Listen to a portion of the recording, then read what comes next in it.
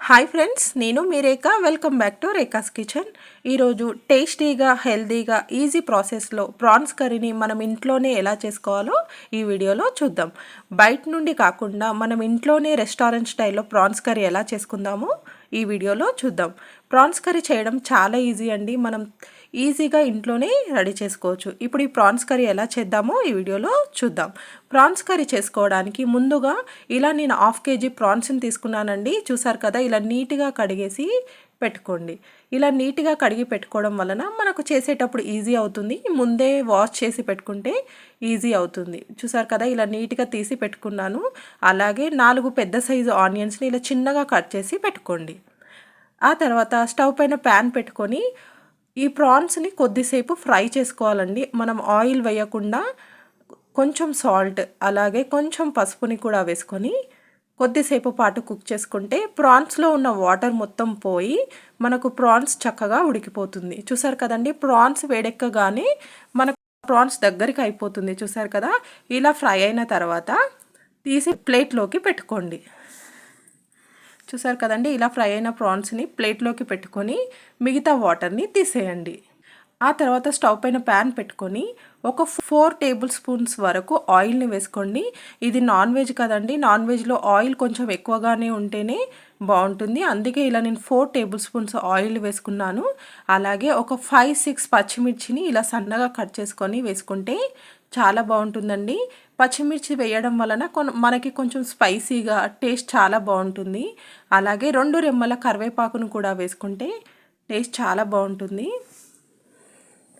చూసారు కదా, ఇలా పచ్చిమిర్చి ఫ్రై అయిన తర్వాత మనం ఇంతకుముందు ఆనియన్స్ని చిన్న చిన్నగా కట్ చేసి పెట్టుకున్నాం కదా, ఆనియన్స్ మొత్తంని వేసి బాగా ఫ్రై చేసుకోండి. ఆనియన్స్ ఫ్రై కావడానికి ఒక స్పూన్ సాల్ట్ని వేసుకొని బాగా కలుపుకోండి. ఇలా సాల్ట్ వేయడం వలన మనకు ఆనియన్స్ త్వరగా ఫ్రై అవుతుంది. సాల్ట్ వేసినప్పుడు ఆనియన్ మెత్తపడి తొందరగా ఫ్రై అయిపోతుంది. ఆనియన్ని పచ్చిగా ఉంచొద్దండి. ఆనియన్ గోల్డెన్ కలర్లోకి వచ్చే వరకు ఫ్రై చేసుకుంటే మనకు కర్రీ టేస్ట్ చాలా బాగుంటుంది. ఇలా మూత పెట్టి మంటని మీడియం ఫ్లేమ్లో పెట్టుకొని ఒక 2 minutes కుక్ చేసుకున్నామంటే మనకు ఆనియన్ ఫ్రై అయిపోతుంది. ఆనియన్ ఎప్పుడు పచ్చిగా ఉన్నప్పుడు మనము ప్రాన్స్ వేసి ఫ్రై చేయొద్దండి. ఇలా ఆనియన్ గోల్డెన్ కలర్లో వచ్చాక 1/2 టేబుల్ స్పూన్ పసుపు అలాగే 2 టేబుల్ స్పూన్ల అల్లం వెల్లుల్లి పేస్ట్ని వేసుకొని ఫ్రై చేసుకుంటే చాలా బాగుంటుంది. చూసారు కదండి, ఇలా నేను రెండు స్పూన్ వెల్లుల్లి పేస్ట్ వేసుకొని బాగా ఫ్రై చేసుకున్నాను. ఇలా ఫ్రై చేయడం వలన మనకు అల్లం వెల్లుల్లి పేస్ట్లోని స్మెల్ అంతా పోయి టేస్ట్ చాలా బాగుంటుంది. ఆ తర్వాత ముందుగా ఫ్రై చేసి పెట్టుకున్న ప్రాన్స్ని కూడా వేసేసి బాగా ఫ్రై చేసుకోవాలి. చూసారు కదండి, ఇలా ప్రాన్స్ వేసి ప్రాన్స్ మొత్తం ఆనియన్లో ఆయిల్లో మిక్స్ అయ్యేలాగా ఇలా కలుపుతూ ఫ్రై చేసుకున్నామంటే కర్రీ టేస్ట్ చాలా బాగుంటుంది. ఇలా కలిపేసి మూత పెట్టి ఒక 2 minutes పాటు కుక్ చేసుకోండి. మనం మీడియం ఫ్లేమ్లోనే చేసుకోవాలండి, లేదంటే అడుగు మాడిపోతుంది. ఇలా కలిపేసి మళ్ళీ మూత పెట్టి మళ్ళీ 2 minutes కుక్ చేసుకున్నామంటే చాలా బాగుంటుంది. ఇప్పుడు ప్రాన్స్ కర్రీలోకి మసాలాలు వేసుకుందాం. 2 టేబుల్ స్పూన్ కారంని తీసుకున్నాను.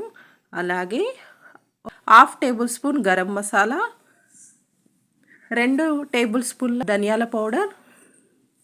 ఇలా మసాలాలు మొత్తం వేసేసుకొని బాగా మిక్స్ అయ్యేలాగా కలుపుకోవాలి.